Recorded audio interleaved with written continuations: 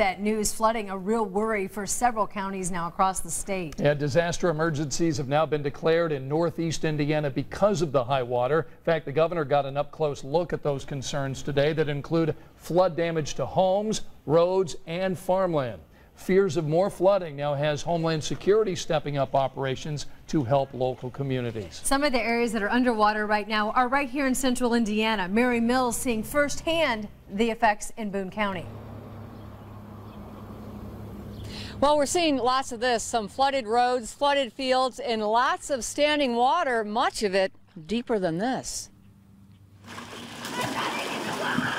These kids were enjoying their new backyard pond, but Renee Andrews wasn't. We've had it where the backyard has flooded before, but not like this. It usually stays more in the back area and not quite as deep. And this time, water got into the garage. Andrews lives in New Ross, which got nearly 3 inches of rain in 24 hours.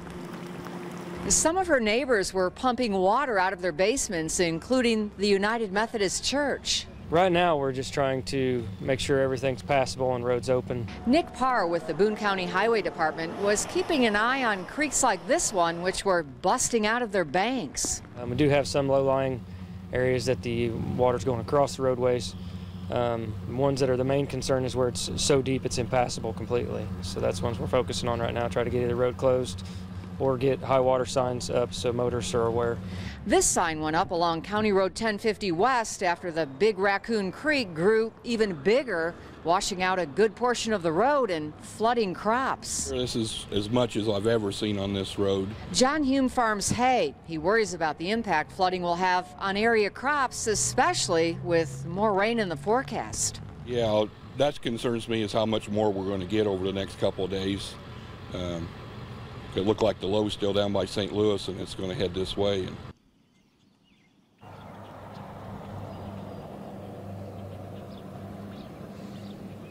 And that's the concern. The ground is so saturated that it's taking longer for the water to recede. And when it does, there's more rain. The people here say they're just hoping for a break, a long one. Live in New Ross, Mary Mills, Channel 13 Eyewitness News. All right. Thank you, Mary. Good thing she packed her